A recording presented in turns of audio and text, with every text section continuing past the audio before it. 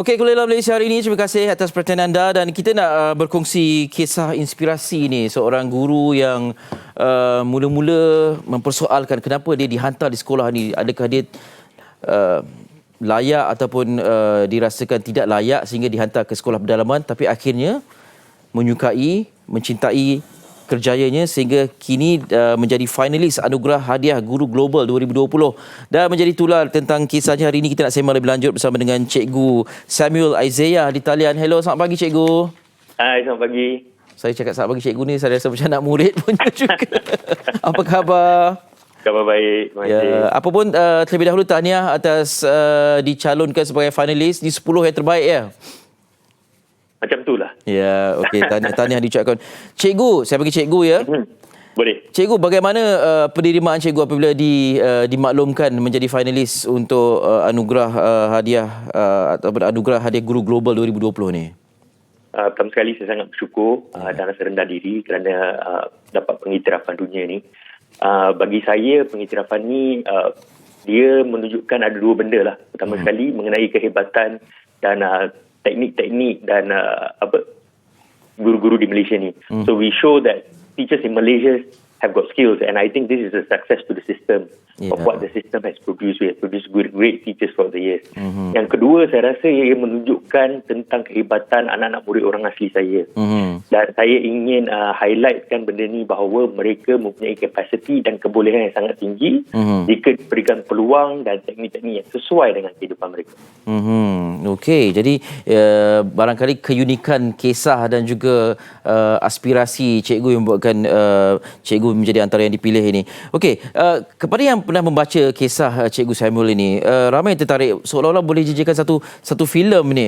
Cikgu ketika mula bertugas mengatakan atau merasakan cikgu terlalu bagus untuk dihantar ke sekolah pedalaman ini. Kenapa mengatakan sebegitu? Sebab saya rasa ada persepsi negatif terhadap sekolah-sekolah macam ni. Dan persepsi tu macam, saya pun ada persepsi macam tu. Okey. Itu antara cabaran yang terbesar saya, persepsi negatif. Dan persepsi negatif ni bukan sekadar pada sekolah, pada guru-guru, tapi juga pada murid-murid dan masyarakat orang asli itu sendiri. Dan ini merupakan benda yang cabaran utama yang saya cuba hadapi throughout the year. Persepsi negatif tentang kebolehan murid-murid saya. Selalunya kita kaitkan ketidakupayaan, ketidakbolehan murid-murid orang asli untuk berjaya kerana mereka orang asli dan sebagainya. Dan saya malu untuk cakap sebenarnya saya pun salah seorang daripada golongan-golongan itu. But I think the heroes of this story is not me. The heroes of this narrative, of this whole experience are the children and the community, of how they have opened my eyes, of their amazingness. They have brought me into their culture. You know, buat saya rasa macam saya one of them. Wow. And I'm very proud of my children and I would like to be very grateful to them as well. Ya. Okey, kalau bolehlah dapat kongsikan kami pivotal point tu bila selepas berada di situ merasakan inilah kerja yang patut saya lakukan. This is my calling. I think after about dalam 6 months, dalam 6 bulan lah saya rasa. Mula-mula tu saya agak struggle untuk adapt sebab dengan budaya, dengan language, dengan budaya kerja sekolah dan sebagainya. Masa tu memang saya sangat struggle. Dan saya rasa saya question diri saya sendiri. Can I do this or not? Sebab the problems that surround the orang asli community is immense, banyak. Dan walaupun saya seorang guru, saya tengok problem lebih kepada bidang pendidikan. Macam mana saya nak improve pendidikan murid-murid saya dalam bilik darjah dan sebagainya. So mula-mula saya rasa sangat cabaran tu lebih daripada apa yang saya boleh buat lah. Tapi I think the love from the children yang mengubah segala-galanya. Dan bila saya mula kenal rapat dengan mereka, bila saya ada hubungan yang rapat dengan mereka dan community, saya rasa that was the pivotal point. I felt that there was a reason for me being here, and then I just embraced it because they embraced me first. Ya. Apa kalau boleh dapat dikongsikan sikap mereka yang buatkan penerimaan itu ada? Apa antara ciri-ciri daripada mereka ni? Adakah kerana keinginan mereka untuk belajar ke ataupun kemesraan mereka ke?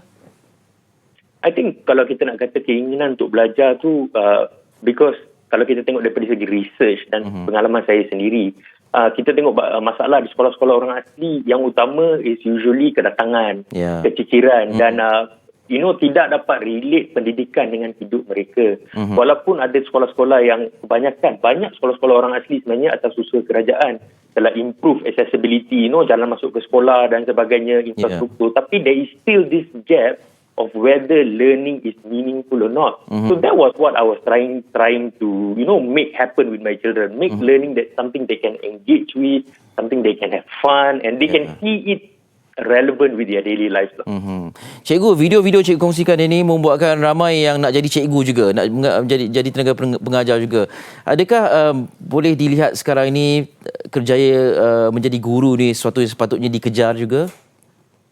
Saya rasa kerja guru ni sangat susah. Because it requires two main elements. Satu, kita kena professional.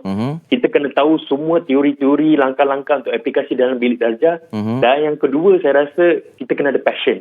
Sebab kalau kita jadi cikgu ni, kalau kita tak ada passion, I will tell you, dia akan jadi satu kerja yang sangat penat, sangat membebankan. Dan, sebab kita bukan terdedah kepada ekspektasi murid-murid saja, kita terdedah kepada ekspektasi masyarakat. Sebab pendidikan ni satu aspirasi negara.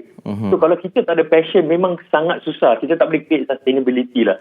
So I think kalau seseorang itu nak jadi guru, dia kena betul-betul bersedia. Betul-betul bersedia, bukan jadi dari segi intelek, dari segi capabilities, but also dari segi hati or passion as well. Ya, itu nombor satu. Passion tu perlu ada untuk jadi seorang guru ni kan.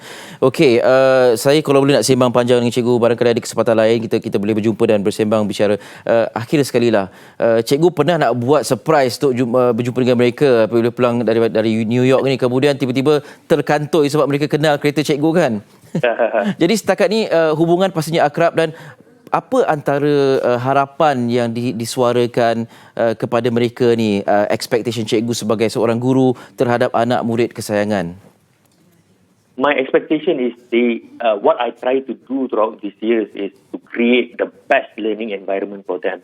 And my expectation is for them to fulfill their truest potential. Ini bukan mengenai saya ataupun mana-mana organisasi datang ke perkampungan ataupun village orang asli to try to teach them what to do, to try to teach them our ways of life. I don't think that's what I'm doing. What I'm doing is to empower them so that they see their best potential. And kalau murid-murid saya dapat see their best potential, continue to go to be in school, and make something out of their lives. Wow, I cannot be more prouder. That is the best thing that can happen to a teacher lah.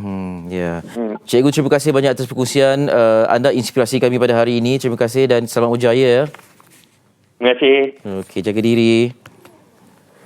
Cikgu Samuel Isaiah, finalis dan juga guru bahasa Inggeris Sekolah Kebangsaan Runcang Muazzam Shah Pahang, dan pastinya kepada yang mempunyai aspirasi menjadi guru, jadikanlah Cikgu Samuel ini sebagai contoh dan teladan kepada kita. Tak kira sama ada beliau memenangi anugerah berkenan ataupun tidak, yang penting apa yang dihasratkan dalam kalangan pelajar-pelajar, terutamanya anak-anak murid dalam kalangan orang asli ini, mencapai menjadi kenyataan, insya-Allah. Kita doakan yang terbaik untuk cikgu dan juga anak-anak muridnya.